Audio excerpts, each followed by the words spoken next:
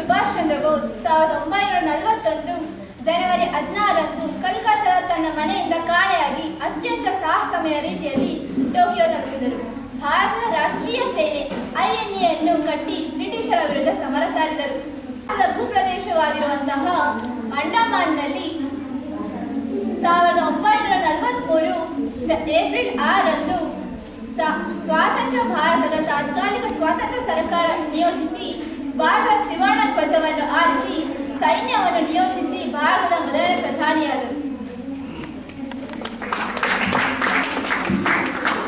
ನೆಲದಲ್ಲಿ ಭಾರತದ ತ್ರಿವರ್ಣ ಧ್ವಜ ಆರಿಸಿದ್ದು ಸಾವರ್ಕರ್ಗೆ ಹೊಸ ಜನ್ಮ ನೀಡಿದ ಅನುಭವವಾಯಿತು.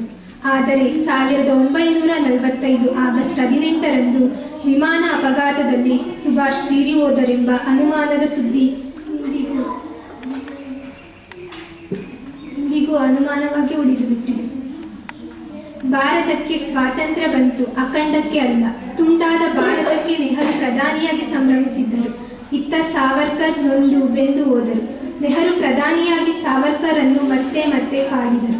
ಶಾಂತಿ ಭಂಗವಾಗಬಹುದು ಎಂಬ ನೆಪದಲ್ಲಿ ಮತ್ತೆ ಮತ್ತೆ ಬಂಧನ.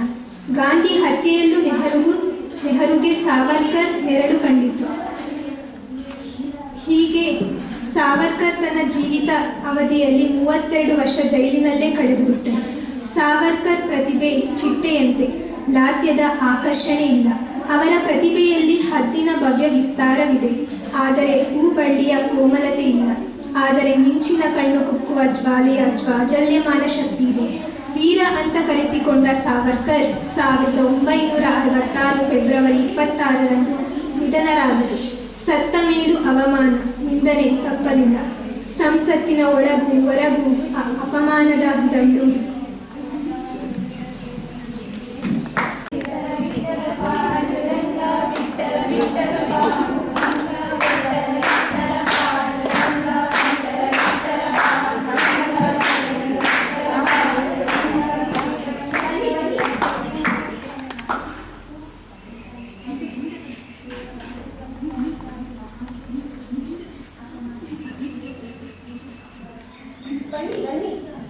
ನಿಲ್ಲಿ. ಓ, ಬಂದ್ಬಿಟ್ರು ನೋಡಿ ಸಾವರ್ಕರ್ಜಿ, ನೀವು ದೇಶಕ್ಕಾಗಿ ದೊಡ್ಡ ತ್ಯಾಗವನ್ನೇ ಮಾಡಿರಬಹುದು. ಹಿಂದೂಗಳ ದೊಡ್ಡ ಪ್ರತಿಪಾದಕರೇ ಆಗಿದ್ದೀರಾ. ಹೌದು, ಅದು ತಿಳಿದಿದೆ. ಆದರೆ ನೀವು ಈಗ ಮಾಡುತ್ತಿರುವುದೇನು? ಈ ಕೀಳು ಜನಾಂಗದವರನ್ನು ನಮ್ಮ ವಿಠೋಬಾ ಮಂದಿರಕ್ಕೆ ಯಾಕೆ ಕರೆ ತಂದಿದ್ದೀರಿ? ಏನು ನಿಮ್ಮ ಉದ್ದೇಶ? ಹೇಳಿ ಸಾವರ್ಕರ್ಜಿ. ಇದೆಲ್ಲ ಅತಿರೇಕವಾಯಿತು. ಈಗ ನೀವು ಮಾಡಿದರೆ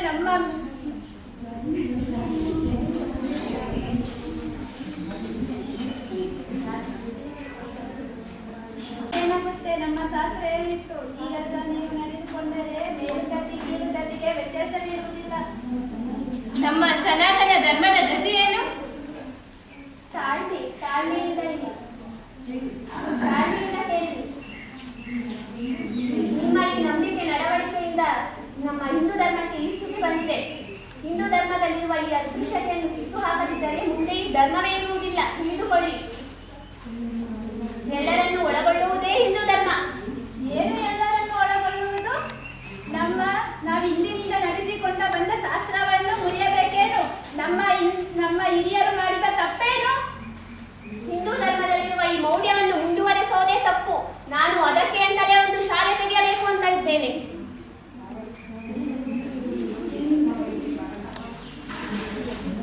ಸಾವರ್ಕರ್ ಹಿಂದೂ ವಿರೋಧಿ, ರತ್ನಗಿರಿ ಬಾರದೆಂದು ಅವರಿಗೆ ನಿಷೇಧ ಕೋರಬೇಕು. ಏನು ಬಂಧುಗಳೇ, ನಾನು ರತ್ನಗಿರಿಯಿಂದ ಹೊರಗೆ ಹೋಗಬೇಕೇನು? ಹೋಗಬೇಕು. ನೋಡಿ, ಈ ಸಂಘರ್ಷಕ್ಕೆ ಯಾರೂ ಬಂದಿಲ್ಲ. ನಾವೆಲ್ಲರೂ ಮನುಷ್ಯರೇ. ನೀವು ಕೂಡ. ನಾನು ಒಬ್ಬ ಬ್ರಾಹ್ಮಣನೇ. ಬ್ರಾಹ್ಮಣನು ಮಾತ್ರ ಮಂತ್ರ ಹೇಳಬೇಕು, ದೇವರ ಪೂಜೆ ಮಾಡಬೇಕು. ಇದೆಲ್ಲ ನಾವೇ ಮಾಡಿಕೊಂಡ ನಿಯಮ. ಅಲ್ಲಪ್ಪ, ಎಲ್ರು ಒಂದೇ ಅಂತೀಯ. ಪ್ರಕೃತಿಲಿರೋದೆಲ್ಲ ಒಂದೇನಾ? ಹಾಗಿದ್ರೆ ಕಾಗೆ, ಗೂಬೆ, ಅದರಲ್ಲಿ ನವಿಲು ಇದೆಯಲ್ವಾ? ಮನುಷ್ಯರು ಹಾಗೆ ಅಲ್ಲ. ಎಲ್ಲರೂ ಒಂದೇ ಅಲ್ಲ. ಎಲ್ಲರೂ ಶ್ರೇಷ್ಠರೂ ಅಲ್ಲ. ಎಲ್ಲರೂ ಶ್ರೇಷ್ಠರಲ್ಲ. ಆದ್ರೆ ಜಾತಿ ಮಾಡಿದ್ದು ದೇವರಲ್ಲ ತಾನೇ? ನಾವೇ ಅಲ್ಲವೇ? ಸತ್ಯ ಸತ್ಯ. ಯಾವುದೇ ಸತ್ಯ? ಬ್ರಾಹ್ಮಣ ಶೂದ್ರರು ಅಸತ್ಯವೇ? ಹೌದು, ಅಸತ್ಯ. ನಿಮ್ಮ ಈ ರೀತಿಯ ಭಾವನೆಗಳೇ ಹಿಂದೂ ಧರ್ಮವನ್ನು ಹಾಳು ಮಾಡುತ್ತದೆ. ನೋಡಿ, ಸಂಘರ್ಷ ಬೇಡ, ಎಲ್ಲರೂ ಒಂದಾಗೋಣ, ಎಲ್ಲರೂ ಸಹೋದರರಾಗಿ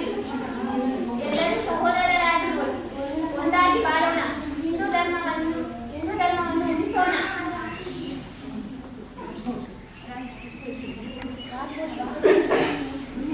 ಓಹೋ, ಇವ್ರು ತಂದು ಅಂತ ಇವನೊಬ್ಬ ಅಲ್ಲಿ ನೋಡಿ, ಶೋಷಿತ ವರ್ಗದ ಏಳಿಗೆಗಾಗಿ ದುಡಿಯುತ್ತಿರುವ ನಾಯಕ ರಾಜ್ಕೋಟ್ ಬರ್ತಾ ಇದ್ದಾರೆ.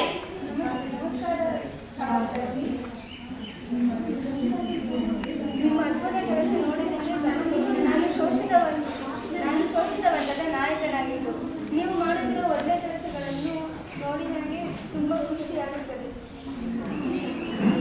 ನೀವು ಬ್ರಿಟಿಷರಿಗೆ ಮಾತ್ರ ಕ್ರಾಂತಿಕಾರಿಗಳು, ಆದರೆ ನಿಮ್ಮ ಹಿಂದೂ ಧರ್ಮದ ಕೂಡ ಅನಿಷ್ಟ ವಿರುದ್ಧ ಕೂಡ ಕ್ರಾಂತಿ ಇರುತ್ತದೆ. ನಿಮ್ಮ ಧರ್ಮ ಎನ್ನಬೇಡಿ ರಾಜ್ಕೋಟ್, ಹಿಂದೂ ಧರ್ಮ ಎಲ್ಲರದು. ಹೌದು ನೋಡಿ, ನಾನು ಸಾವರ್ಕರ್ಜಿಯವರ ಆಂದೋಲನದ ಬಗ್ಗೆ ಅನುಮಾನಗೊಂಡಿದೆ, ಆದರೆ ಇವರದು ದೂರಗಾಮಿ ಪರಿಣಾಮ ಬೀರುವ ಕಾರ್ಯವಾಗಿದೆ.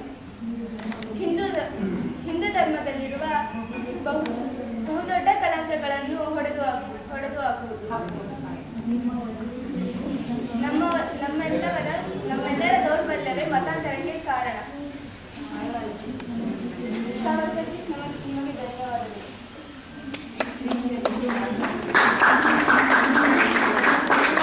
ಹಿಂದೂ ಬಾಂಧವರೇ, ಮನಸ್ಸನ್ನು ವಿಶಾಲವಾಗಿಸೋಣ.